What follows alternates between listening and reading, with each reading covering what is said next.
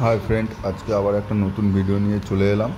এই যে তুলসী পাতাগুলো ছিঁচ্ছি, তুলসী পাতাগুলো কিন্তু আমি নিজে খাবার জন্য ছিঁচ্ছি না।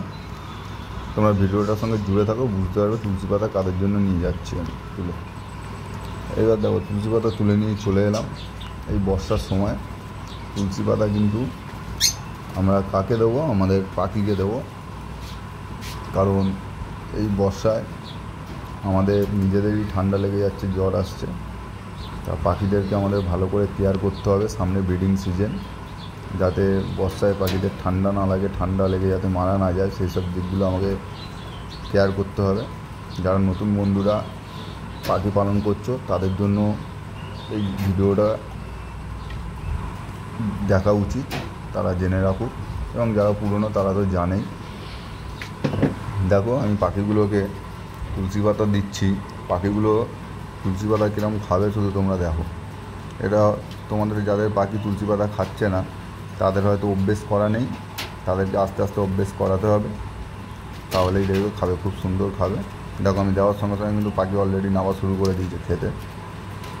তাই বর্ষার সিজনে, বর্ষার সময় পাখিকে কিন্তু তুলসী পাতা সপ্তাহে অন্তত 3 দিন করে দাও, তাতে পাখি ঠান্ডা লাগার হাত থেকে রক্ষা করা যাবে পাখিদেরকে। আমার দুটো পাখি একটু পালকের মধ্যে নাক বুজে ঝিমাচ্ছিল, আমি দেখে বুঝতে পারায় 2 দিন ধরে তুলসী পাতা দিয়েছি। গতকাল গ্যাপ দিয়ে আবার আজকে দিলাম। তো আমার ওই পাখি দুটো কিছুটা সুস্থ হয়েছে। তা আমি তাও তুলসী পাতা দিচ্ছি, কন্টিনিউ করছি এটা। আর এরপরেও কন্টিনিউ করবো, সপ্তাহে 3 দিন করে দেবো, যাতে পাখিদের কোনো শরীর খারাপ না হয়। আবার বলছি, সামনে কিন্তু ব্রিডিং সিজন। হ্যাঁ বন্ধুরা, সামনে কিন্তু ব্রিডিং সিজন। ব্রিডিং সিজনে একটা পেয়ার নষ্ট হয়ে গেলে কিন্তু আমাদের খুব খারাপ লাগবে। আমরা আবার একটা পেয়ার রেডি করতে আমাদের সময় চলে যাবে।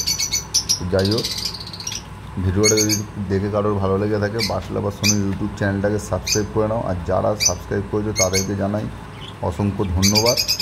ভিডিওটা দেখে ভালো লেগে থাকলে কমেন্ট করবে, কিছু জানার থাকলেও কমেন্ট করো, লাইক করো, আর বেশি বেশি করে শেয়ার করো, যাতে আরও পাখিপ্রেমী বন্ধুদের কাছে এই ভিডিওটা পৌঁছে যায়। যেসব নতুন বন্ধুরা এই বিষয়ে জানে না তারা যাতে জানতে পারে, তারা যাতে জেনে কিছু শিখতে পারে, সেই দিকটা লক্ষ্য করাটাই আমাদের উচিত। তাই বলছি, শেয়ার করো, যাতে ভিডিওটা আরও পাখিপ্রেমী বন্ধুদের কাছে যায়। তো আজকের আর ভিডিওটা বেশি লম্বা করবো না বন্ধুরা, আজকের মতন ভিডিওটা এই পর্যন্তই। আবার পরবর্তী কোনো নেক্সট ভিডিও নিয়ে খুব তাড়াতাড়ি তোমাদের সঙ্গে আমার দেখা হবে।